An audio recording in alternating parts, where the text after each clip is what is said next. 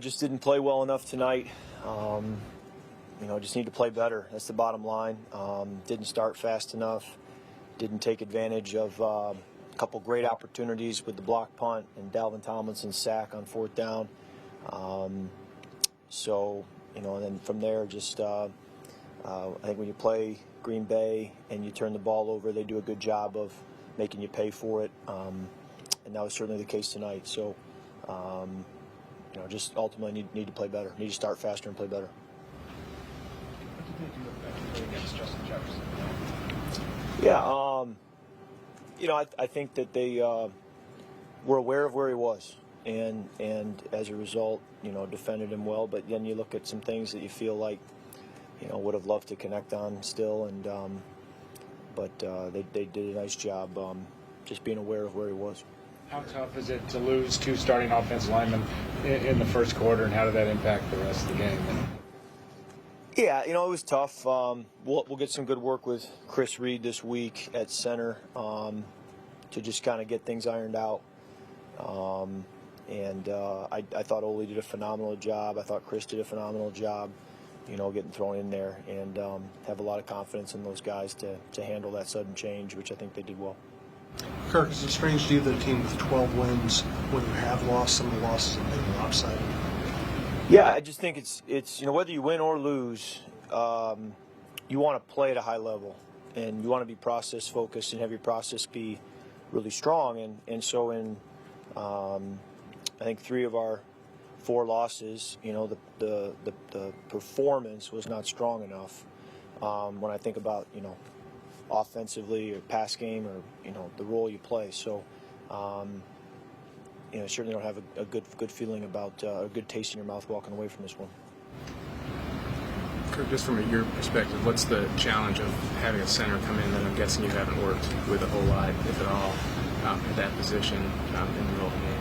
Yeah, we just need to get more work together in practice, with the depth, so that when there's that sudden change, it's just go. And so obviously we're already, making that transition from Garrett to Schlote, and then, we'll make it with Chris and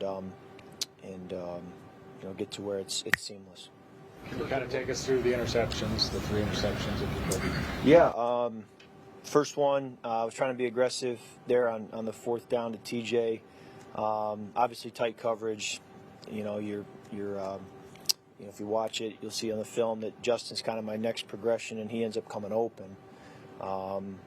But I just felt the void where saw TJ going, just felt the void and felt like I wanted to work that voided area. But then obviously the deflection, and then it lands in their arms, and then they return it for a touchdown.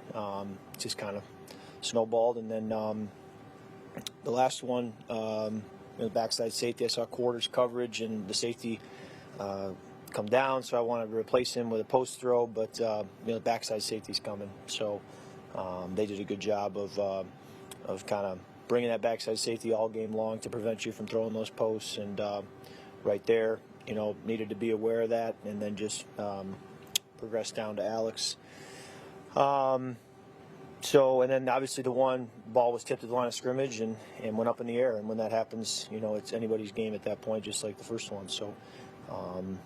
Those happen, and it was tough that they happened when they did and how they did, and then obviously the return for a touchdown. Kirk, any concern just with all the offense played, 3 points there really kind of matter? I'm sorry, you said any concern there first and goal? No, just like getting 3 points when it mattered. Any concern moving forward here? We got to play better. We got to play better. It's that simple. Did you realize Brian had gotten hurt after that point?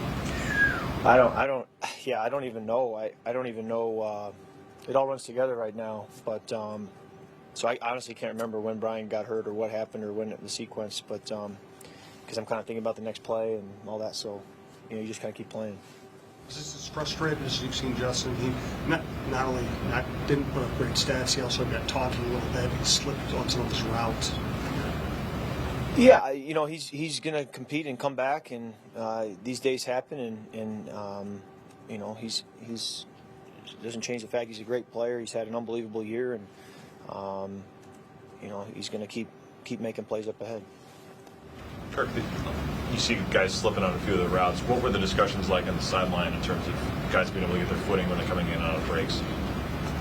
It's just getting the cleats, changing out the cleats to get the longer studs, and just trying to make sure that from a cleat standpoint you have what you need to make the cuts. Thanks.